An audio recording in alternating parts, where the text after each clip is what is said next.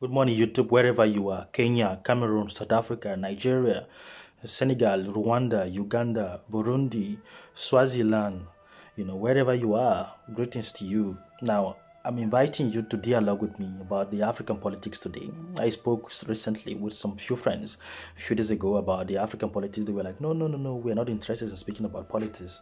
But I want you to understand that that is a foolish thing to say because politics regiment our life. Whether you agree with me or not, it regiments our life both financially. It decides how much money goes to your pocket. It decides our economy, how much food goes to on your table. So we have to talk about politics. We have to participate in politics. So why am I talking about this? As a citizen of a society, as a citizen of a country, as a citizen of a nation, as a citizen of a continent, as a citizen of the world, you have to realize that you have four basic responsibility to do. Now, your first responsibility is your political responsibility. It's either you get voted for or you vote for an individual or an idea to represent you. Now, the second responsibility is your economic responsibility. Now, this is where your creativity, your talent, your ability comes into question. So, your economic responsibility is what? Is what you can provide. Is either you get employed or you employ an individual. So you think of what you can do to contribute and you pay your tax, how you can be able to support your community, how you can be able to support your nation, you can be able to support the world. Now the third responsibility is your social responsibility. Your social responsibility to your society, how you can act polite, how you can respect women and the children, how you cannot act thuggish or break the law or the traffic law or certain rules and regulation on the ground that is made to protect you. Now that is where your responsibility comes in as a civil, that is where your civil responsibility comes in. Now the cultural responsibility is the fourth and the final responsibility you have to do as an individual. Now what can you do culturally? How to support the cinema culture, how to support the fashion culture, for example.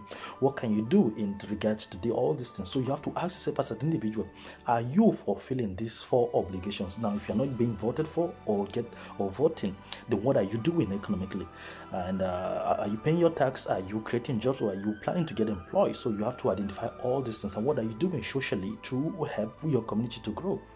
So that aside, the main topic for today is that we will all agree that there is no full proper functioning state today in Africa. When I say full proper functioning state in Africa, what do I mean by that? I'm talking about state with the three basic pillars.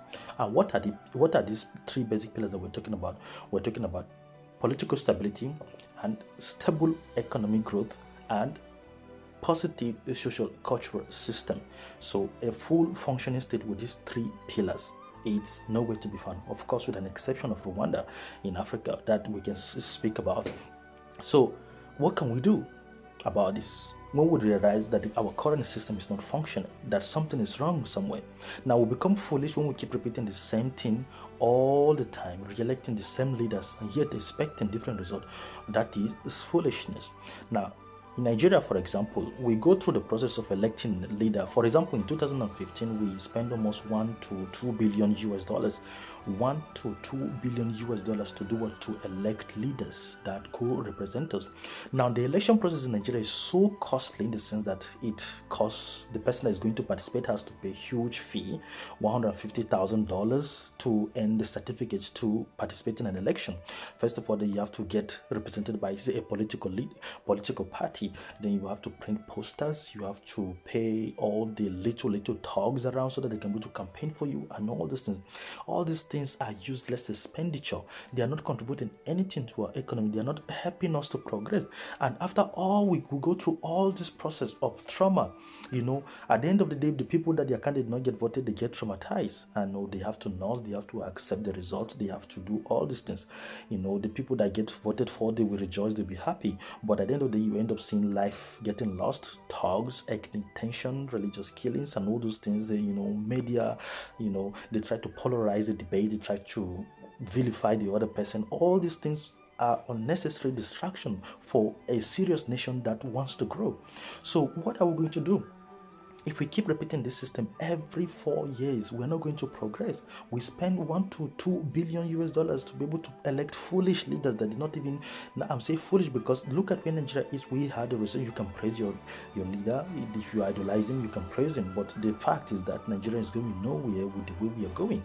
And African countries are going nowhere with the way things are going. So we have to think of a new system.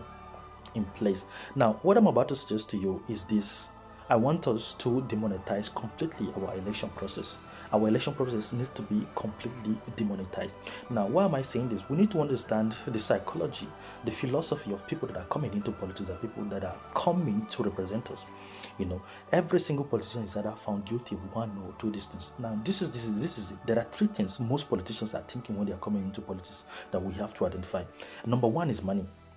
Number one, very important thing that you need to remember is money.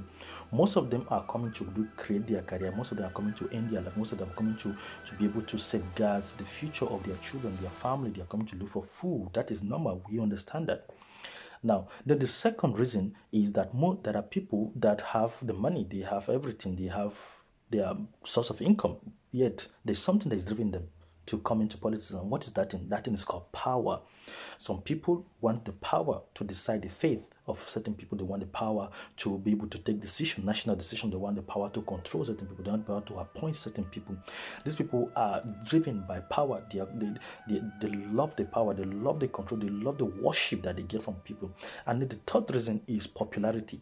There are people who love to be on the media 24/7. They want their face to be in the news. They want their name to be spoken of. They want people to call them for interview. They want that. Those are the celebrity politicians. They want that idea. They want to be seen. They want to be known. They want to be popular. They want to associate with big people. That's what they want to do.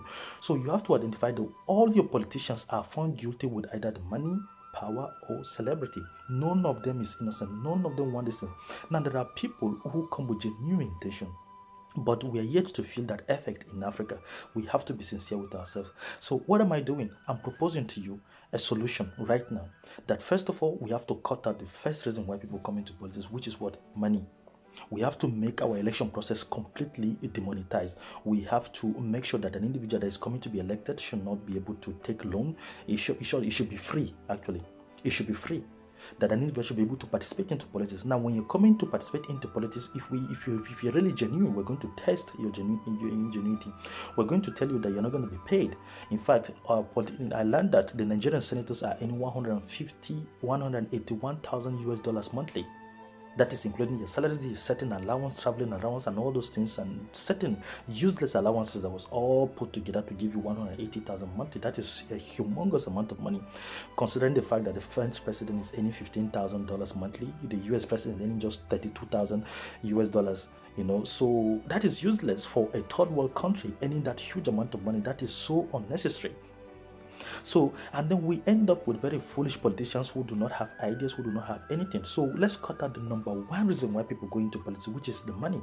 The moment we demonetize the system, the process of election, instead of asking an individual to come in and get voted for, we ask him, what idea do you have? What are you proposing? How can we change it? And let's channel our money to sponsor this election process. Now, what I'm saying might sound foolish to you. It might sound unrealistic. It might sound unachievable, but we have to do something. We have to agree that our current system is not functioning, and the direction at which we're going right now, if we do not change this trajectory, is going to be very, very, very, very sad for Africa. We are so backward. We are so late. Other regions around the world are developing economically, politically, socially, but we're still backward, and we have to do something about it. Now, people might say I'm crazy for suggesting this thing, but we have to do things about it. Now, what I'm doing, and for you to support this movement in your personal level, is to take this hashtag, demonetize our election, demonetize our politics, demonetize. Any person that wants to participate into politics should not get paid. If they want to be paid, they should get just little amount of money. Let's see who is true. Let's see who is genuine in this political atmosphere. Let's see who really wants to represent because we cannot be paying a huge amount of money and they come in and destroy our country. We have to, once you take the money away from them, you take that power away from them. They cannot be able to do anything. So if any politician, if any leader in Africa is hearing my voice today, I challenge you.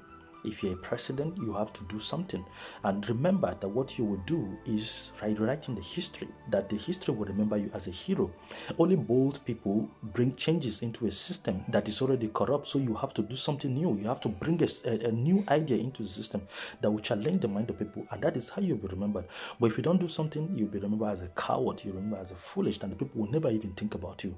All our past leaders will never be remembered. You see, we celebrate Mandela today. We celebrate Thomas Sankara. We celebrate their Patrice Lumumba.